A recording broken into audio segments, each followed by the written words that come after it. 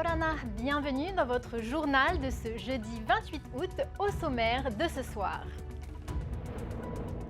C'est historique, Tahiti United rejoint la Ligue professionnelle de l'Océanie.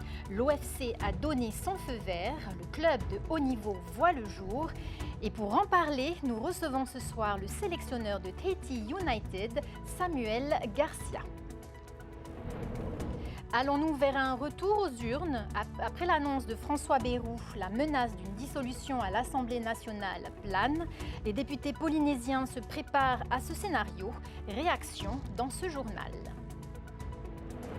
Et puis cette opération commando à Papeari, le RIMAP et des Marines américains réunis pour un entraînement spécial. Vous irez au cœur de l'exercice de l'A1, c'est le long format de cette édition.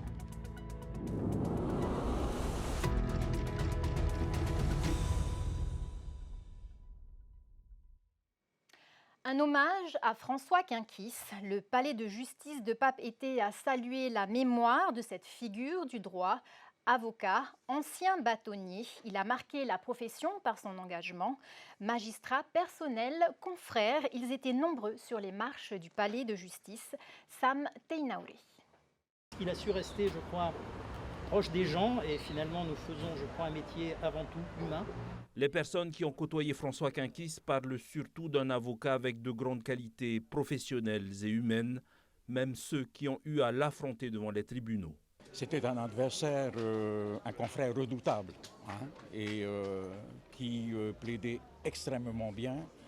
Et il fallait être à la hauteur pour tenir la dragée face à mon confrère Maître Quinckhis. Mais au-delà de ces affaires où nous nous sommes affrontés, il est resté ce respect que nous devons, nous, entre confrères. Et au fil des années, Maître Quinckhis est devenu un ami, François est devenu un ami. Et je pleure son départ. Une minute de silence a été observée par les avocats, magistrats et personnels du tribunal de Papeete pour honorer la mémoire de François Quinckhis, qui a marqué l'histoire de la Polynésie française. Il restera dans notre mémoire, en tout cas à nous, les Maoris, pour quelqu'un qui a défendu bec et ongle un homme politique que nous connaissons tous, monsieur Gaston Floss. Il a été, je dirais, cet avocat qui a tout donné pour cet homme-là. Et il restera en tout cas dans les annales de l'histoire de notre pays. C'est désormais officiel. L'OFC a validé la participation de Tahiti United à la prochaine Ligue professionnelle de football de l'Océanie. Une étape historique pour le football polynésien qui voit la création du premier club de haut niveau. Le but, rassembler les talents locaux, leur offrir un cadre et permettre aux jeunes d'évoluer au plus haut niveau océanien. Pour en parler ce soir, nous recevons celui qui est à l'initiative de Tahiti United, Samuel Garcia. Yaurana. Bonsoir, Miki. Alors, comment vous sentez-vous? Vous venez d'avoir cette grande nouvelle. Qu'est-ce que cela représente? C'est vrai, c'est une grande nouvelle qui est tombée cet après-midi, mais avant tout, je voudrais profiter de l'occasion, si je suis assis devant toi aujourd'hui, pour remercier toutes les personnes qui ont œuvré sur ce projet ces 9 derniers mois. Et aussi bien les autorités du pays, la Fédération tahitienne de football, l'AS Vénus bien sûr et la mairie de Marina. Ensuite, comme tu disais, c'est une grande nouvelle. On l'attendait avec impatience. Voilà, et aujourd'hui elle est tombée, donc on passe dans une nouvelle étape et dans une nouvelle dimension. Alors, est-ce que vous pouvez nous expliquer qu'est-ce que c'est la Pro League? En fait, la Pro League, c'est les meilleures équipes, les 8 meilleures équipes de l'Océanie qui vont s'affronter sur un tournoi, sur 6 tournois exactement, qui démarreront à partir de janvier 2026. Donc c'est un championnat des clubs professionnels de l'Océanie. Pour le moment, nous aurons 8 équipes, et dans l'avenir, ils souhaitent mettre 10 équipes avec Hawaï qui rentrera à l'intérieur et certainement la Calédonie. Donc, comment s'est préparé ce projet? D'abord, c'est une grande aventure. Ça a été ouvert à tous les clubs de la Polynésie. L'OFC est venu dans le pays nous présenter le nouveau projet. Mon président a eu le cran d'avancer le pion Vénus et puis on s'est mis au travail. Bon, c'est un gros travail parce que ça représente 41 items avec le montage d'une société, de bouger la législation, ce qu'on a fait avec le pays au niveau des contrats de travail, parce qu'à partir d'aujourd'hui, les garçons, les staffs, c'est quand même 34 emplois. Et donc, il a fallu tout ajuster. Il nous reste encore quelques ajustements à faire, mais on est content aujourd'hui d'avoir été validé. Donc en fait, concrètement, de jeunes professionnels vont pouvoir vivre de leur métier? Oui, on est très fiers de ça parce que déjà, il y a beaucoup de choses qui sont mises en place dans le pays. On a des super sportifs, notamment des structures comme la fédération met en place au niveau du centre de formation. Aujourd'hui, un jeune footballeur qui a 16 ans pourra dire « je veux être professionnel dans mon pays ». C'est-à-dire me réveiller le matin et m'entraîner le soir et partir en déplacement sans qu'il y ait d'incidence sur le travail, sur notre travail quotidien, quoi, on va dire. Quels joueurs rejoindront l'effectif? Aujourd'hui, on a quelques pistes. On est forcément obligé d'avoir un panel de joueurs, mais rien n'est arrêté parce qu'on a quand même des joueurs qui sont amateurs, qui ont un travail. Il y en a souvent qui ont un CDI. Donc on va devoir commencer à entamer dès demain des discussions avec les patrons pour voir si on peut les libérer. Et au cas où ça se passe moins bien, comme on sait dans le football, l'année suivante, est-ce qu'ils peuvent réintégrer leur travail? Donc il y a toute une discussion à avoir. On a le soutien du ministère de l'Emploi qui nous accompagne bien. Les différents ministères nous accompagnent, donc on est très contents et on est confiants pour l'avenir. Et vous, Samuel Garcia, quel est votre rôle? Alors moi, j'ai forcé un peu mon président au départ à s'engager, mais aujourd'hui, je vais revenir à mes amours, c'est-à-dire entraîner. J'ai envie d'entraîner, c'est une aventure exceptionnelle pour un entraîneur de vivre une aventure comme ça. Donc pour le moment, j'entraînerai et après, on verra dans l'avenir, mais voilà, c'est parti pour aller dans ce sens-là. Et rapidement, au niveau du calendrier, quel est-il? Le calendrier, donc on voudrait contracter les joueurs dès novembre avec une tournée en Nouvelle-Zélande, Fidji, Vanuatu et ensuite premier tournoi à Auckland pour l'ouverture en grande pompe de la Pro League 10 janvier 2026. Alors, dernière question, vous organisez un match en hommage à Eddie Caspar, qui aurait certainement fait partie de l'équipe. Quand est-ce qu'il se tiendra? Forcément, oui, Eddie était le premier sur la liste, au même titre que certains, mais oui, samedi soir, à Maïna, 18h30, avec un match, il y aura ces 3 maillots, le maillot de Tefana, où il a été formé, le maillot de l'AS Vénus, et surtout et celui de la sélection de Tahiti. Donc on fait un bel hommage à notre ami, notre collègue, notre petit Eddie, paix à son âme. Ça nous a beaucoup touchés et on espère qu'il y aura du monde parce que la recette reviendra à sa famille. Et on a une grosse pensée pour sa famille ce soir. Merci Samuel Garcia d'avoir été notre invité ce soir. Merci à vous. Devons-nous retourner aux urnes pour de nouvelles élections législatives? L'hypothèse n'est pas écartée après l'annonce de François Bayrou de se soumettre à un vote de confiance. Le Premier ministre a 10 jours pour convaincre. Qu'en pensent nos députés polynésiens? Réaction avec Sophie Guébel et Heymanu Manutei. Dans les 13 jours qui viennent, les Français vont choisir, vont influencer leurs représentants pour qu'ils choisissent et disent s'ils se placent du côté du chaos ou du côté de la conscience et de la responsabilité. François Bayrou s'est lancé dans un pari risqué, celui de rallier une majorité de députés lors d'un vote de confiance autour de sa trajectoire budgétaire. Le vote aura lieu le 8 septembre prochain, mais l'opposition a déjà fait son choix. Il y aura un vote contre, très net. C'est-à-dire qu'il n'y a pas d'ambiguïté, nous sommes en opposition à ce gouvernement, à son projet. Plutôt qu'un chaos, c'est justement remettre les choses en ordre, c'est-à-dire faire partir un gouvernement qui est illégitime et qui n'aurait jamais dû pouvoir gouverner pendant 8 mois. La confiance, vous le savez, c'est binaire, on a ou on n'a pas confiance. Eh bien nous n'avons pas confiance. Le match semble donc plié pour le Premier ministre qui pourrait se voir signifier sa sortie et entraîner dans sa chute l'ensemble du gouvernement. 2 hypothèses se dessinent alors pour le président de la République, trouver un nouveau Premier ministre ou faire le choix de dissoudre à nouveau l'Assemblée nationale. Pour nos députés polynésiens, un changement est en tout cas nécessaire. Le travail parlementaire est très compliqué, la situation financière de la France est alarmante et par conséquent, moi je verrais bien qu'on revote tout finalement, hein.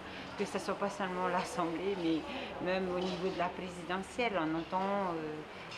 On voit les sondages actuellement, il y a un ras-le-bol des Français, il y a une situation tendue et sans majorité stable à l'Assemblée, il faudrait envisager qu'on reprenne tout. Changement de gouvernement, changement de mentalité. Vous réalisez peut-être, M. Bayrou, il peut réaliser qu'il applique des recettes, comme je le disais, qui ont été appliquées par M. Barnier, qui ont été appliquées par M. Attal, par Mme Borne. On a toujours cette dette qui continue. Alors si les chefs ne changent pas, ils peuvent changer de recette. Mais s'ils ne changent pas de recette, on va être obligé de changer de chef. François Bayrou a encore 10 jours pour tenter de convaincre. Les Français, eux, s'exprimeront dans la rue lors d'une mobilisation d'envergure le 10 septembre prochain. Bonne nouvelle pour les primo-accédants. Les élus ont adopté à l'unanimité la mise en place d'un prêt à taux zéro valable jusqu'en 2029. Il doit aider les familles à devenir propriétaires en finançant l'achat ou la construction d'un logement. Pas d'intérêt, mais des conditions de revenus. Pour compenser les banques, un crédit d'impôt est prévu. Objectif, soutenir les primo-accédants dans un marché immobilier marqué par la flambée des prix et la hausse du taux. La grève du syndicat des gens de mer soutenue par Othey a débuté cet après-midi. Le préavis avait été déposé vendredi dernier. Au total, 7 revendications, dont le paiement des heures supplémentaires et un plan de départ volontaire pour les anciens. L'objectif est de favoriser l'embauche des jeunes.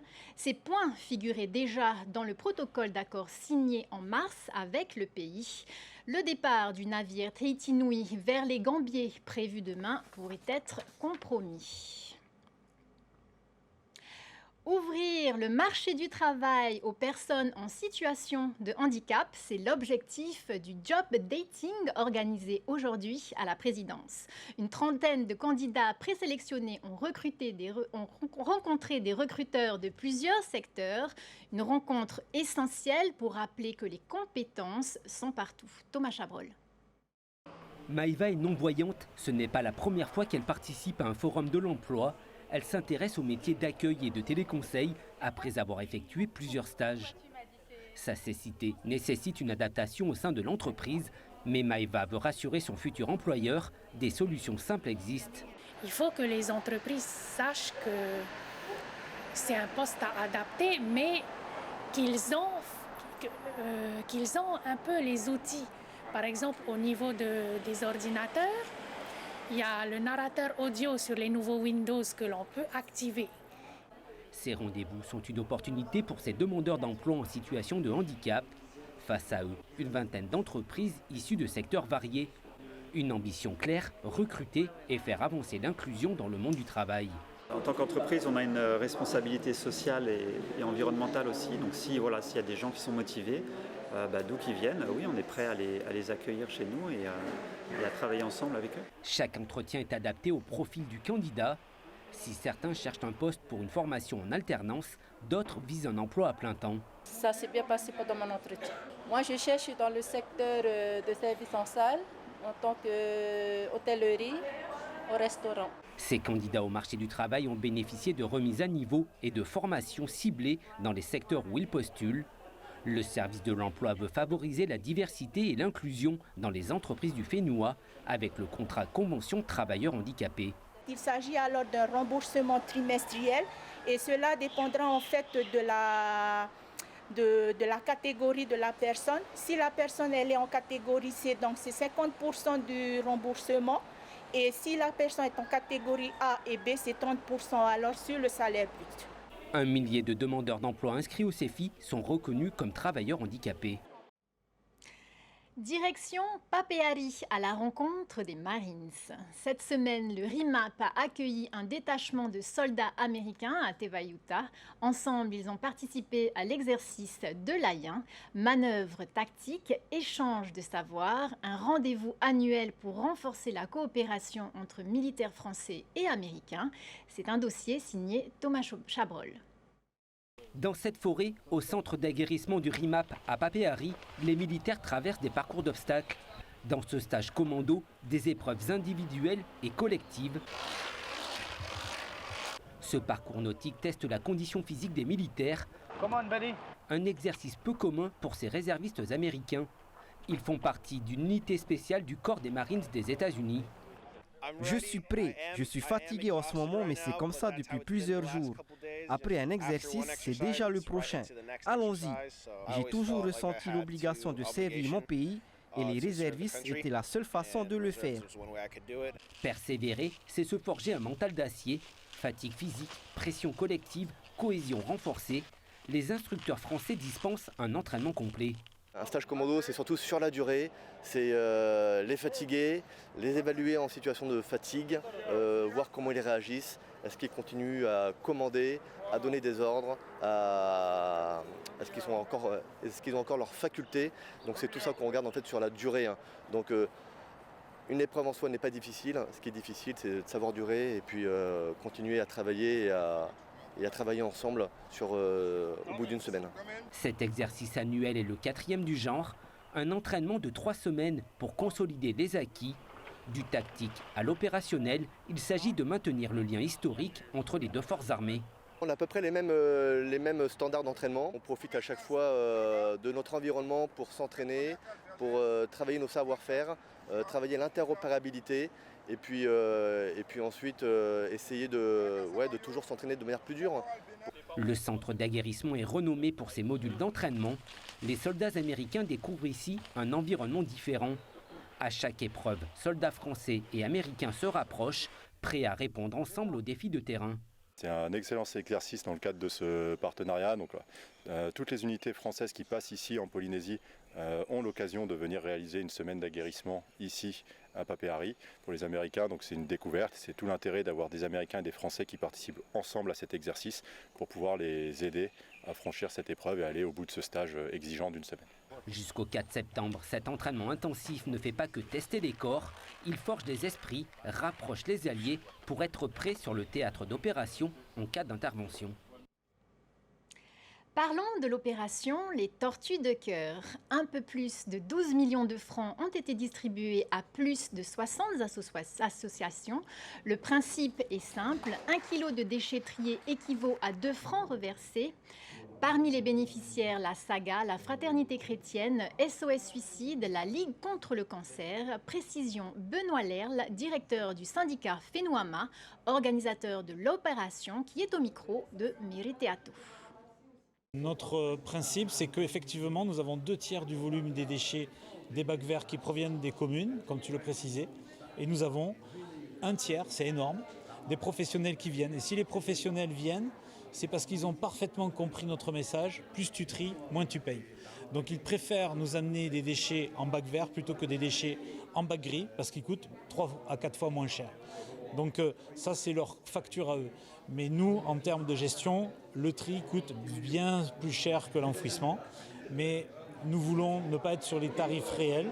Nous voulons être dans la promotion du tri et dans l'acte social. C'est pour ça que nous menons toutes ces opérations. C'est la fin de votre journal, merci de l'avoir suivi. Dans un instant, Initiative Polynésie, le MAG, puis 2 épisodes de Drop Dead Diva.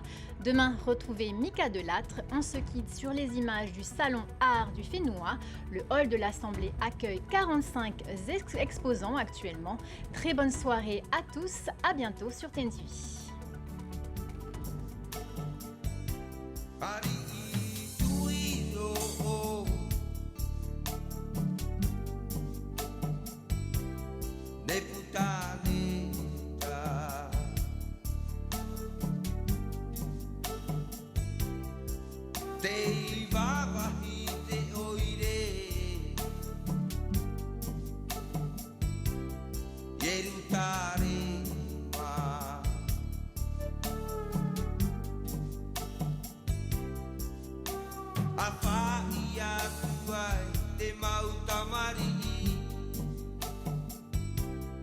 Itra